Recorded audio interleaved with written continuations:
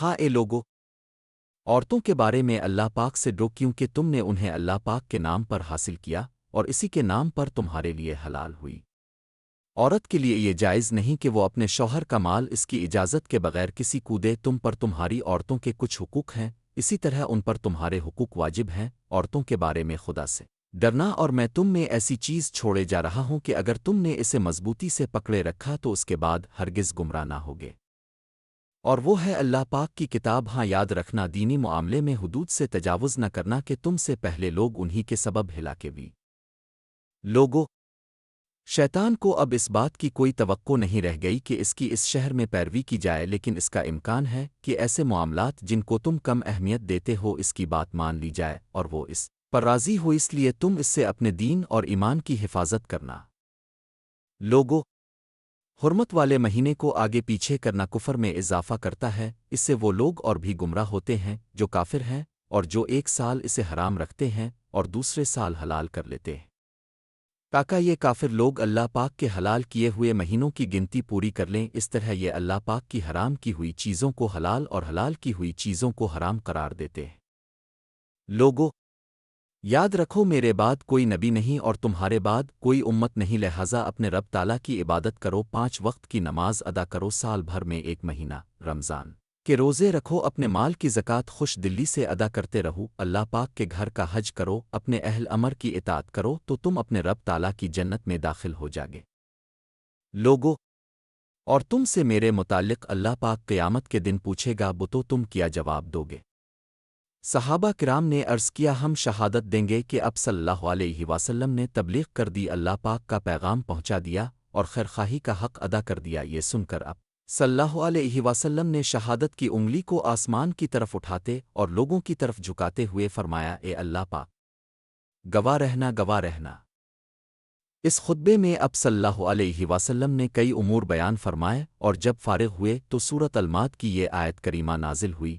ترجمہ: آج میں نے تمہارے لیے تمہارا دین مکمل کر دیا اور تم پر اپنی نعمت پوری کر دی اور تمہارے لیے اسلام کو بحیثیت دین پسند کیا۔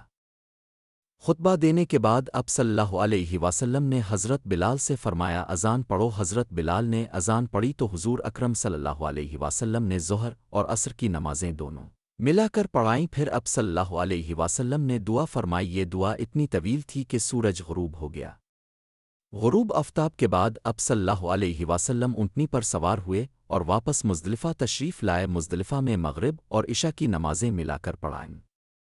صبح کی نماز اول وقت میں ادا فرمائی اور مشعر الحرام کے پاس آ کر دعا فرمائی حتیٰ کہ سورج نکلنے کے قریب ہو گیا۔ حضور صلی اللہ علیہ وسلم نے حضرت فضل بن عباس سے فرمایا کہ کنکریاں چن لو۔ انہوں نے 7 کنکریاں حضور صلی اللہ علیہ وسلم کی خدمت میں پیش کیں۔ نشیب میں جمر العقب کو کنکر مارنے کے لیے قیام فرمایا اور تکبیر پڑھتے ایک کر کے کنکریاں پھینکیں۔ حضرت اسامہ بن زید اور حضرت بلال سے جو قریب حاضر تھے فرمایا، سیکھ لو، شاید آئندہ سال میں حج نہ کر سکوں۔ یہاں پر حضور صلی اللہ علیہ وسلم نے پھر ایک مرتبہ خطبہ دیا جس میں قربانی کے فضائل، طریقہ اور احکام بیان فرمائے۔ پھر اب صلی اللہ علیہ وسلم پہاڑ کے دامن میں تشریف لائے اور قربانی فرمائی۔ 63 اونٹ حاضر تھے۔ قربانی کے بعد اب صلی اللہ علیہ وسلم نے حضرت علی المرتضیٰ سے فرمایا کہ قربانی کی کھال مساکین میں تقسیم کر دو۔